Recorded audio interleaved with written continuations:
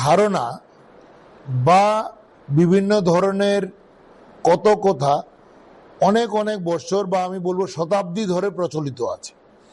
জন্ডিসকে মানুষ কিন্তু প্রাগৈতিহাসিক সময় থেকেই জানে বিভিন্ন নামে, এবং সময়ের সঙ্গে সঙ্গে চিকিৎসা বিজ্ঞান এবং অন্যান্য সুচিকিৎসার মাধ্যমে জন্ডিস কিন্তু অনেকটাই কমেছে। জন্ডিস বলতে বোঝায় রক্তের মধ্যে যদি বিলিরুবিনের মাত্রা বেড়ে যায় তখন সেটাকে জন্ডিস বলা হয়। অনেকগুলি কারণে হতে পারে, কিন্তু সাধারণত জন্ডিস বলতে আমরা কিন্তু ভাইরাল হ্যাপাটাইটিসকে বুঝি, অর্থাৎ কিনা 5 রকমের ভাইরাস যেগুলি জন্ডিসের সৃষ্টি করে বা লিভারের প্রদাহের সৃষ্টি করে, সেগুলিকেই আমরা কিন্তু সাধারণত জন্ডিস বলে মনে করি। সে 5 রকমের virus hepatitis A, B, C, D এবং ই। এর মধ্যে বি এবং সি রক্তবাহিত, সেগুলি নিয়ে আমরা আলোচনা যাচ্ছি না। বর্তমানে আমাদের রাজ্যে এবং আমাদের দেশের বিভিন্ন অংশে যে জন্ডিসের প্রাদুর্ভাব দেখা দিয়েছে সেটা কিন্তু প্রধানত হ্যাপাটাইটিস এ। এই হ্যাপাটাইটিস এ ভাইরাস হ্যাপাটাইটিস ই এর মতোই রক্তবাহিত।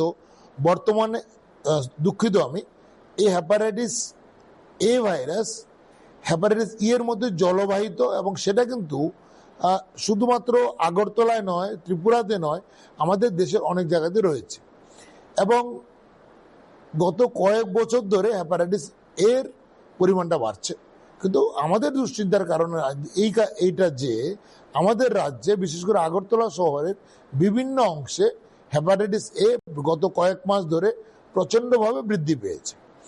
এবং এই হ্যাপাটাইটিস এ যেটা আমরা বলছিলাম জলবাহিত, ওতে আমরা যে জল পান করি বা জল গ্রহণ করি বিভিন্ন মাধ্যমে, সেটা শুধু খাওয়া নয়, আমি যদি হাত ভালোভাবে পরিষ্কার না করে আমি যদি খাদ্য গ্রহণ করি, অথবা যে আমার খাদ্যটা তৈরি করে দিচ্ছে ওনার যদি হাত পরিষ্কার না থাকে, তাতে কিন্তু আমি সেই খাবার খেয়ে আমার হ্যাপাটাইটিস এ হতে পারে। অর্থাৎ কিনা সাধারণত মুখের মাধ্যমে যে কোনো খাদ্যদ্রব্য বা জল বা অন্যান্য পদার্থের মাধ্যমে আমাদের শরীরে হ্যাপাটাইটিস এর ভাইরাসটা ঢুকে লিভারে সে বড় হচ্ছে এবং কয়েকদিনের মধ্যেই জন্ডিসের সৃষ্টি করছে। তার সঙ্গে জ্বরও হয় এবং এছাড়া অন্যান্য লক্ষণ যেমন বমির ভাব, খিদে না পাওয়া, সেগুলি দেখা দেয়। এবং পরবর্তী সময় যেটা দেখা যায় যে তার জন্ডিস বা রক্তের মধ্যে বিলিরুবিন বেড়ে যাচ্ছে, চোখ হলুদ হয়ে যাচ্ছে, জিহ্বার নিচের জায়গাটা হলুদ হয়ে যাচ্ছে, ত্বক হলুদ হয়ে যাচ্ছে এবং মানুষ সন্ত্রস্ত হচ্ছে। তখনই কিন্তু বিভিন্ন ধরনের চিকিৎসার জন্য অনেকে ছুটে যান, যেমন জল পড়া, তেল পড়া, গলায় মাদুলি পড়া, এবং সেখানে কামরাঙ্গার রস থেকে শুরু করে অরহর পাতার রস, হলুদ খাওয়া বন্ধ করে দেওয়া, আখের রসের পেছনে দৌড়ানো বা বিশেষ করে গ্লুকোজ খাওয়া ইত্যাদি ঘটনাগুলি ঘটছে। সেটা উচিত নয়। খাবারের ক্ষেত্রে আমরা বলবো, যদি ভাইরাল হ্যাপাটাইটিস হয়, যেটা বর্তমানে হচ্ছে, সেক্ষেত্রে আমার খেতে হবে সাধারণ খাবার, যেটা ঘরে আমরা সবাই খেয়ে থাকি। ভাত, ডাল, সবজি, মাছ, ডিম সবই খেতে পারেন।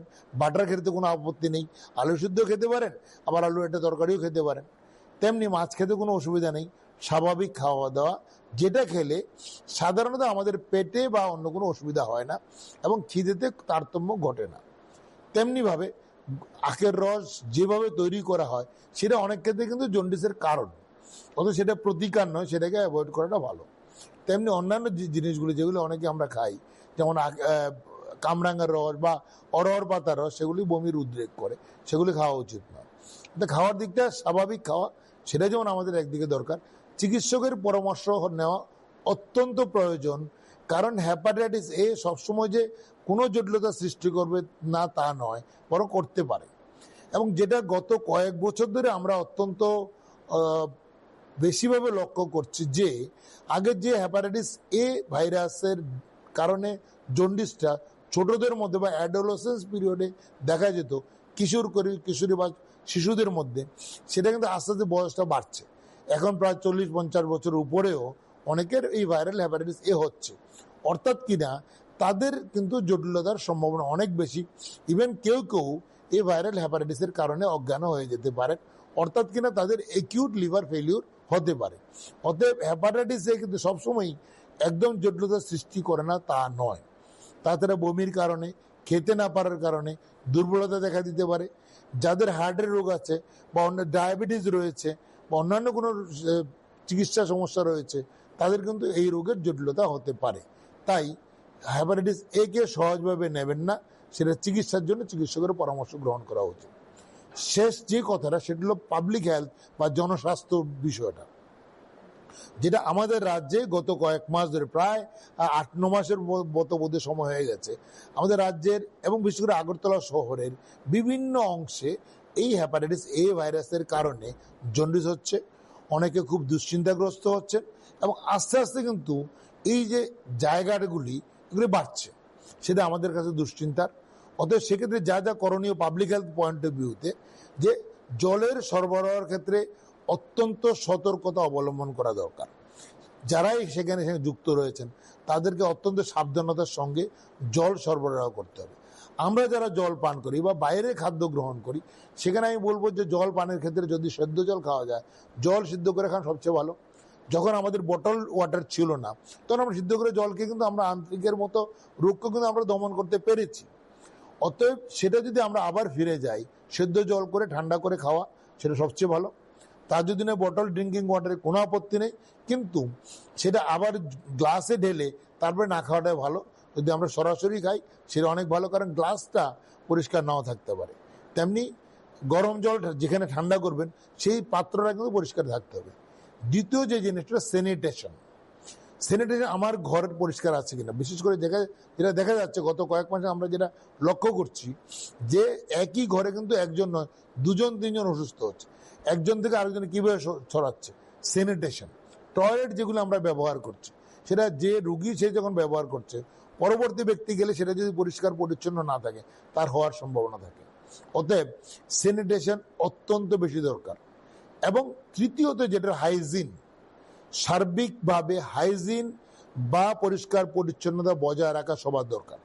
আমরা যদি ওয়াটার, স্যানিটেশন এবং হাইজিন এই তিনটি বিষয়টাকে রক্ষা করতে পারি ব্যক্তিগতভাবে, তাহলে আমি সুস্থ থাকবো। আর সার্বিকভাবে সরকারিভাবে বা বেসরকারিভাবে যারা খাদ্য সরবরাহ করছেন ওদের সাবধানতা দরকার।